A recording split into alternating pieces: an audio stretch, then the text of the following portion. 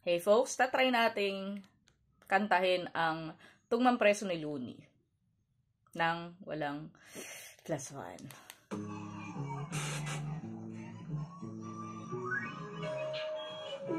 Woo! I'm sure hindi ko matatapos to, but let's try our best. Bagamat makulay ang mga pabalat, alam mong mahusay ang pagkakalahad, mga tunay na ganap, isinulat ng para. Kaya wag ka na magulat kung magtutugma lahat, sapagkat ito'y galing sa memorya, isang napaka-importante na istorya. Ito ang aking personal na testimonya, pagontra sa mga ignorante na teorya. Ito ay tunay na buhay, wala akong dahilan para magsinungaling at mga detalye palitan. Ito ang kwento kung paano kami tinaniman ng marijuana ng mga parak na mukhang Taliban. Banang alas 8 ng gabi sa Pilipinas, sa isang gusali, doon sa may Ortigas. 8 oras bago ang rehas ay mahimas. Kasama ko si Ron Henley ng Steak Vegas. May interview kami sa radyo nung gabi na yon, tungkol sa marijuana at sa legalisasyon. Pagkatapos naming umalis agad sa instasyon, dahil meron pa akong pupuntahang isang okasyon doon sa poblasyon, birthday donation.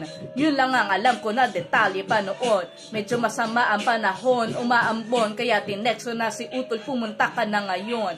Humiwalay na si Ron, sumakay ng taxi, dahil bukas may recording pa kami ni Clumsy. Utol kong si Idol, sinundo ako sa lobby gamit ang aking Subaru na tunog Ferrari. Saan tayo pupunta? Private daw na party. Yung reception ay isang hotel doon sa Makati.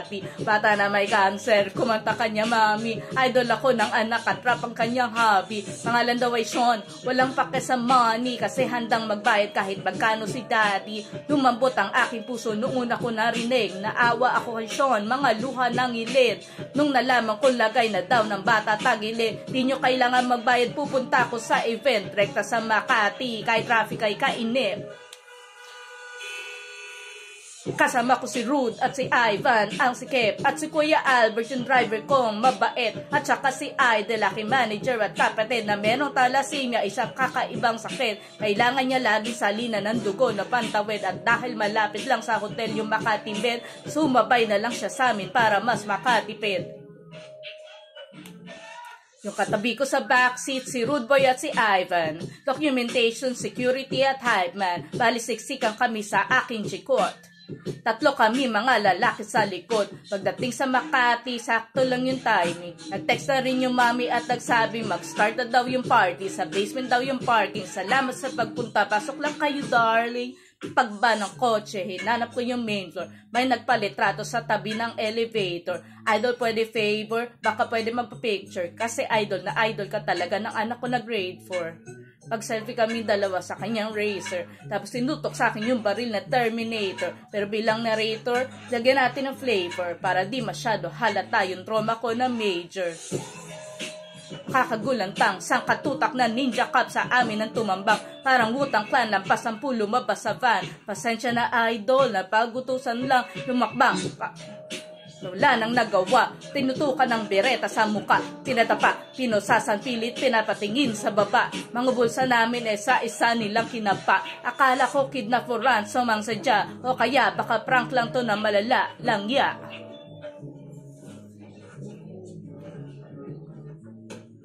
Hirap dito. Kapag habang hindi ko na kaya. Hanggang dun lang. Pero may gusto akong part dyan, yung sa huli. Na i-rap-rap ko lang ng acapella, wait lang. Kunin ko lang yung lyrics.